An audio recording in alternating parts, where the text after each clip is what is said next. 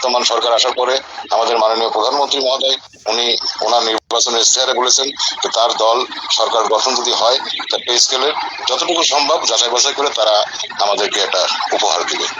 তা আমি মনে করি যে আমাদের আইনমন্ত্রী মহোদয় যে কথাটা বলেছেন, ভাই একটা কথা জিনিস মনে রাখতে হবে যে তৃতীয় শ্রেণী কর্মচারী, চতুর্থ শ্রেণী কর্মচারী আমরা কিন্তু এদেশের নাগরিক। আমাদের কিন্তু দেশের থেকে হাজার হাজার কোটি টাকা কিন্তু দেশের বাইরে কোনো আমাকে নেওয়ার কোনো স্কোপ নাই। আইনমন্ত্রী মহোদয় যে কথা বলছেন যে সরকারি কর্মকর্তা এবং কর্মচারীর ভিতরে যদি দুর্নীতিগ্রস্ত হয়ে যদি তার আধিপত্য থাকে যে সরকারি বেতনে যদি না পোষায় তাহলে তাদেরকে বলছে তার সরকারি চাকরি ছেড়ে দেয়। তা আমরা এই সরকারের প্রতি বিশ্বাস রাখতে পারি। তারই প্রতিফল আজকে আমার কয়েকজন মন্ত্রী মহোদয়ের সাথে তাদের সাথে আমরা দেখা করেছি। প্রথমে আমি স্বাস্থ্যমন্ত্রী মহোদয়ের স্মরণ হয়েছি, হওয়ার পরে উনি আমাদেরকে আশ্বস্ত করেছে, আমরা তাদেরকে অনুরোধ করেছি যে আগামী জাতীয় পার্লামেন্ট প্রথম অধিবেশন হতে যাচ্ছেন 12 তারিখে আমাদের দাবিটা তারা যেন উপস্থাপন করেন। তো সেই আশ্বাসিত আমাদেরকে করছে। আমরা সেই আশ্বাসিত করার পরে আমরা ভূমিমন্ত্রী আইনমন্ত্রী মহোদয়ের কাছে যাই। আইনমন্ত্রীও এ বিষয়ে সার্বিক আমি আগেই তার সাথে কথা বলেছি এবং যা কিছু দাবি দেওয়া তিনি আমাদেরকে পরামর্শ এটাই বলেছেন যে সরকারের ঊর্ধ্বতন কর্মকর্তা মন্ত্রী মহোদয় আছে, সচিব মহোদয়, তাদের মাধ্যমে আমরা দাবি দেওয়া পেশ করবো। তারই আলোকে আমরা ভূমিমন্ত্রী মহোদয়ের সাথে কথা বলি, আমরা অর্থমন্ত্রী প্রতিমন্ত্রী মহোদয়ের সাথে কথা বলি এবং গৃহায়ণ মন্ত্রী মহোদয় তার সাথেও কথা বলা হয়। তো তারা সবাই আমাদের পজিটিভ আছেন। সরকারি কর্মচারী কর্মকর্তাদের জন্য যে কোনো একটা শুভ একটা পে স্কেল তারা দিবে এই আশ্বাসিত আমাদের করছে। তাই আমি আমার বাংলাদেশ সরকারি গাড়ি চালক যে সকল ভাই আমার সহকর্মী ভাই আছেন, আমি তাদেরকে বলতে চাই যে আমরা মাঠে কোনো আন্দোলন না করে আমরা কিভাবে এই বর্তমান সরকারকে সহযোগিতায় যৌক্তিক দাবি করে আমরা তাদের দায়ী করতে পারি সেটা আমাদের লেখালেখির মাধ্যমে কিংবা যোগাযোগের মাধ্যমে মত বিনিময় আমরা এটা থাকবো।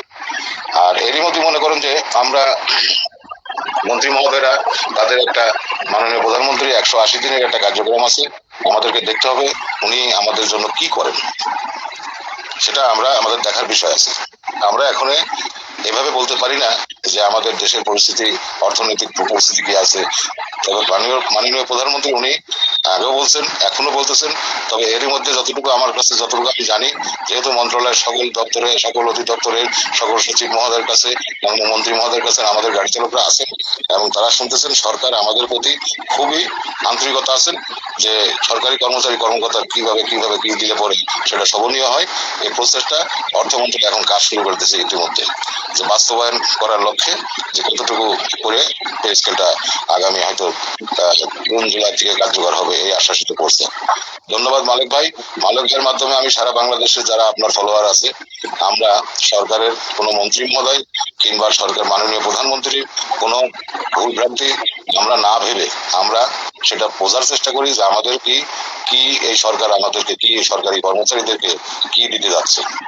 এটা আমি আমার ব্যক্তিগত দিক থেকে আমি এটা মনে করি। তবে আমার একটা সবার কাছে যে এটা প্রশ্ন যে আমাদের কর্মচারী হিসেবে আমার গাড়ি চালকরা যতটুকু বঞ্চিত আছে, আমার মনে হয় যে আর কোনো ডিপার্টমেন্ট এবং গ্রেডের এত ক্ষতিগ্রস্ত আছে কিনা আমার জানা নাই। আমার এখনো সকল আমার সহকর্মীরা তারা যে গ্রেডে আটকায় আছেন তারা প্রতি মাসে 5 থেকে 7,000 টাকা তারা বঞ্চিত হচ্ছে, বছরে অনেক টাকা তারা পাচ্ছে না। অতএব এই সরকারের মাধ্যমে আমরা যতটুকু পেরেছি তাদের সাথে কথা বলার জন্য আরো আগামীতে আমাদের আছে যা আমরা তাদের সাথে মত বিনিময় করবো এবং অব্যাহত থাকবো আমাদের। ধন্যবাদ মালিক ভাই।